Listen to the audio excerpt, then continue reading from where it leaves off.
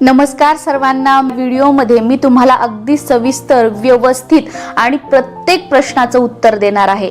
जे काही तुम्ही मला कमेंटमध्ये विचारलं होतं ना, तर एका ताईंचं तर कमेंट आली होती की ताई माझा दिवा जो आहे तो सारखा विझतोय, शांत होतोय, मला रडू येतंय, काहीतरी वाईट होणार का, असं होणार का। आणि बऱ्याच जणांचं कसं सुरुवातीला ताई जसं सांगितलं तसं धान्य चांगलं उगवावं म्हणून सगळ्या गोष्टी व्यवस्थित केल्या, पण धान्य चांगलं उगवलेलं नाहीये किंवा जो घट आहे तो वाकडा झालेला आहे, कोलांडला आहे किंवा बऱ्याच जणांचा पडला आहे। त्याचबरोबर या गोष्टी झाल्या असतील तर याचे काही दोष आपल्याला लागू नयेत म्हणून त्यासाठी तुम्हाला उपाय सुद्धा सांगणार आहे।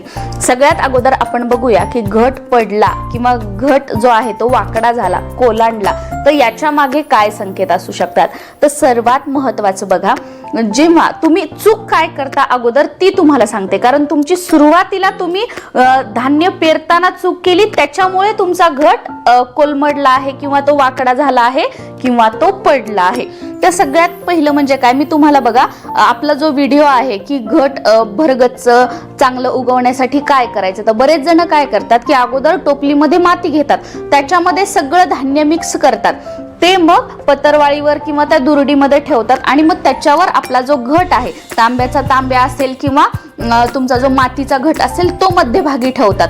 मग काय होतं, जेव्हा आपण त्याच्यावर पाणी वगैरे शिंपडतो तर जे आतलं जे धान्य आहे ना त्याला अंकुर फुटायला सुरुवात होतात, म्हणजे आणि त्याला खाली मुळ्या सुद्धा फुटतात। आणि जेव्हा धान्य फुटतं त्याला अंकुर फुटतात, खाली मुळ्या यायला सुरुवात होतं, तर तेव्हा काय होतं, जी माती आहे ना ती थोडीशी फुगल्यासारखी होते आणि माती थोडीशी वरती येते। आणि जेव्हा माती वरती येते तेव्हा काय होतं की तुम्ही काय केलेलं आहे, मग त्या सगळं मातीमध्ये धान्य अगोदरच मिक्स केलेलं आहे, मग तुमच्या घटाच्या खाली सुद्धा काही धान्य गेलेलं आहे, मग त्याला सुद्धा अंकुर फुटतात, त्याला सुद्धा मुळ्या फुटू लागतात आणि मग घटाच्या खालची सुद्धा माती जी आहे ती तुमची फुकू लागते आणि ती हलकी होते माती। आणि मग घटाच्या खालच्या जे धान्य आहे त्याला अंकुर फुटल्यामुळे काय होतं, तुमचा वरचा जो घट आहे ना तो जर तुमचा खूप छोटा असेल किंवा हलका असेल तर काय होतं, तो थोडासा वाकडा होतो किंवा थोडासा असा लुडकतो। मग आपल्याला काय वाटतं की माझ्याकडून काहीतरी चुकलंच आहे, मग दोष लागला, असं झालं तसं झालं म्हणून माझा घट जो आहे तो वाकडा झाला, पण असं काहीही नाही। खाली धान्याला अंकुर फुटतायत, मुळ्या येत आहेत, त्यामुळे माती फुगली आहे आणि म्हणून तुमचा घट जो आहे तो वाकडा झालेला आहे।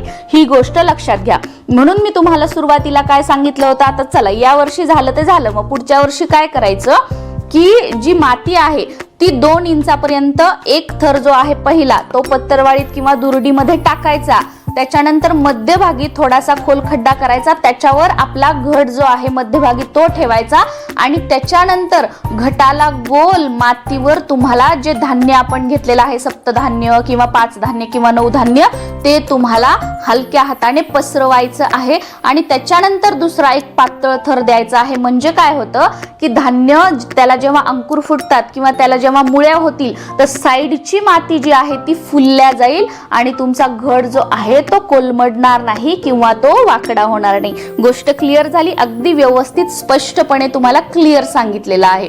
तर असं करू शकता। आता यावर्षी चुकून झालेलं आहे तर काही हरकत नाही, देव तुमचं वाईट करणार नाही, तुमच्याकडून काही दोष चुकी झाली नाही, तुम्हाला काही दोष लागणार नाहीत, कारण कोणतेही देव कोणतेही गुरु कधीच आपलं वाईट करत नाहीत। आपल्यासोबत जे काही वाईट होत असतं ना ते आपल्या कर्मानुसार होत असतं, त्याच्यामुळे मनातील ही भीती काढून टाका की माझ्याकडून चूक झाली, आता अपशकुन झालं, काहीतरी असं होणार तसं होणार, काही होणार नाही। उलट ना आपले जे देवी देवता असतात, आपण ज्यांना मानतो, ज्यांची सेवा वगैरे करतो, तर ते आपल्याला जे आपल्यावर संकट येतात, वाईट परिस्थिती येते, तर त्यातून बाहेर काढण्यासाठी ते आपल्याला मदत करत असतात, आपल्याला मनोबल धैर्य देत असतात। बरेच जण म्हणतात बघा की एखाद्यावर ना एवढं संकट आलं पण खूप तिने ना धैर्याने त्याला संकटाला सामोरी गेली आणि त्याच्यातून बाहेर निघाली, तर ते धैर्य जे आहे, जे मनोबल जे आहे, जे तुमच्यातला स्ट्रॉंगपणा जो आहे तो कुठून आला तुमच्यामध्ये,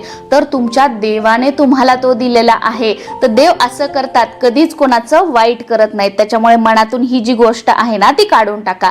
आणि बऱ्याच वेळेला असं सुद्धा होतं की ताई आमचा घट पडला आणि तो फुटला किंवा घट पडला, फुटला वगैरे नाही, तर सेम याचमुळे घट पडतो. काय होतं की खालचे जे मुळ्या आहेत त्या जास्त वाढायला लागतात, मग माती जी आहे ती थोडीशी मोकळी होते, वरती फुलल्यासारखी होते. आणि घट जर हलका असेल तर तो काय होतो, छोटा असेल, हलका असेल तर ते खालून माती फुलायल्यामुळे आणि अंकुर फुटायल्यामुळे तो घट एकदम असा वाकडा होतो, कोलांडला जातो आणि त्याला म्हणजे असं आधार काही राहत नाही आणि तो पडतो व फुटतो किंवा घट पडतो. तर त्याच्या मागे सुद्धा हेच कारण आहे, कोणतेही दोष नाही, काही नाही. आता समजा तुमचा घट वाकडा झाला, तुमचा घट वगैरे पडला, तर मग तुमच्या मनाला एक भीती, चला बाबा असं झालं तसं झालं. मग याच्यासाठी माफी म्हणून आपण काय करायचं की जी चूक आहे, आता ही गोष्ट तुमच्या लक्षात आली की कशामुळे ह्या गोष्टी झाल्या, तर देवी समोर आपण हात जोडून हे करायचं. तुमच्या देवीचं जे नाव आहे, जसं की आता आमची कुलदेवी तुळजाभवानी आहे, तर आई तुळजाभवानी, आई आंबे, जगदंबे, असं सगळं झालेलं आहे. या कळत नकळतपणे ही चूक झालेली आहे, मला माफ कर. पुढच्या वर्षी ही चूक होणार नाही याची दक्षता मी नक्कीच घेईल. आणि आई आंबे, जगदंबे, माझ्याकडून ही चूक झाली आहे, तर ही चूक पुन्हा पुन्हा होऊ नये असा आशीर्वाद मला दे, अशी सद्बुद्धी मला दे. आणि तुमच्या कुलदेवीचा जो कोणता मंत्र असेल तो कमीत कमी 11 वेळा म्हणायचा. कुलदेवीला आपल्या घरामध्ये सुख, समृद्धी, ऐश्वर्य राहावं, कुटुंबामध्ये एकोपा, प्रेम राहावं यासाठी प्रार्थना करायची. तर या पद्धतीने तुम्ही करू शकता. तुमच्या कुलदेवीचा मंत्र तुम्हाला माहित नसेल तर तुम्ही 9 मंत्र म्हणू शकता. 9 मंत्र कोणता? ओम ऐं ह्रीं क्लीं चामुंडाय विच्चे. तुमची कुलदेवी कोणतीही असेल तरी सुद्धा तुम्ही 9 मंत्र म्हणू शकता. आता हा झाला घटाचा वापडला किंवा वाकडा झाला याचा प्रश्न. आता येतो अखंड दिव्याचा प्रश्न. अखंड दिवा जो आहे तो ताई बऱ्याच वेळा शांत होतोय. तर काय होतं बघा, जेव्हा आपण अखंड दिवा लावतो तर तेव्हा आपलं एक दायित्व आहे की त्या अखंड दिव्याकडे आपण वेळोवेळी लक्ष दिलं पाहिजे. येता जाता वगैरे त्याच्याकडे लक्ष दिलं पाहिजे. तेल कमी झालं आहे का, त्याला काजळी आली आहे का, हे बघितलं पाहिजे. आपण काय एकदा तेल टाकलं की पूर्ण तेल संपेपर्यंत तिकडे फिरकतच नाही, किंवा तेल आहे म्हणून तुम्ही दुर्लक्ष करता. आणि मग काय होतं की अचानक कुठून तरी हवा येणार किंवा त्या रूम मधली खिडकी उघडणार, मुलं खेळणार किंवा येता जाता काहीतरी मुलं जोरात तिथून चालले किंवा पळाले, तर काय होतं, काहीही कारण असू शकतं, दिवा शांत होतो. अपशकुन झालं म्हणूनच दिवा शांत होतो का, तर असं अजिबात नाही. आणि बऱ्याच वेळेला काय ना, आजकाल बरेच जण काय करतात की विकत्रीच्या वाती आणतात. विकत्रीच्या वाती ज्या असतात ना, जो मेडिकलचा जो कापूस असतो त्या कापसाने बनवलेल्या असतात. मग त्या वातींचं काय होतं, त्या एकतर पूर्ण जळून जातात. बऱ्याच वेळेला बघा वात पूर्ण जळून जाते, पूर्ण वात जळून जाते, किंवा दिवा जो आहे तो सारखं शांत होतो. म्हणून काय करायचं की तुम्ही इतर वेळी जरी विकतच्या वाती आणत असाल तर असं अखंड दिव्यासाठी वगैरे जो आपला झाडाचा कापूस असतो ना, देशी कापूस, तर तसा कापूस आणून तुम्ही त्याची वात बनवून लावण्याचा प्रयत्न करा. म्हणजे ती वात जी आहे ना ती सारखं शांत होणार नाही, किंवा अचानक एकदम पेट घेतला आणि सगळी जळाली, अशा गोष्टी होणार नाहीत. पहिलं हे गोष्ट आहे.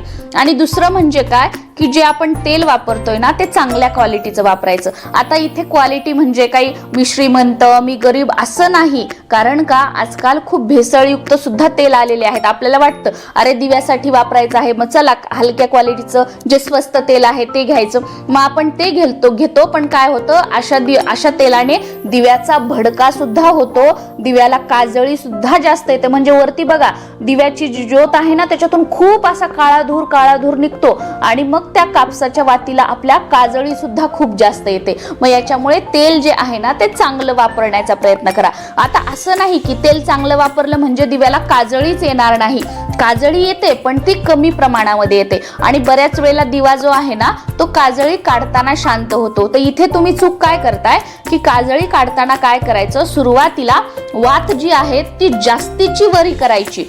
म्हणजे जास्तीची वात वरती केल्यावर काय होतं की ती वात खालीपर्यंत पूर्ण प्रज्वलित होईपर्यंत राहू द्यायचं. आणि जास्त ज्योत वरी आली की मग वरची जी काजळी आहे ना ती काढून घ्यायची. म्हणजे काय होतं की आपण वात तर जास्तीची वरती काढलेली, मग खालची वात ती पूर्ण जळालेली आहे, मग वरची काजळी काढली तरी आपला दिवा शांत होत नाही. आणि दिवा शांत होऊ नये काजळी काढताना म्हणून काय करायचं, हा व्हिडिओ सुद्धा आपल्या चॅनलवर आहे, तो तुम्ही बघू शकता. याच्यामध्ये ती माहिती सांगितली, तर व्हिडिओ खूप मोठा होऊ शकतो, म्हणून तुम्ही तो जो व्हिडिओ आहे ना तो बघा. मी डिस्क्रिप्शन बॉक्समध्ये तुम्हाला त्या व्हिडिओची लिंक देण्याचा नक्कीच प्रयत्न करेल, तुम्ही नक्की चेकआउट करू शकता, त्याच्यामध्ये संपूर्ण माहिती दिलेली आहे.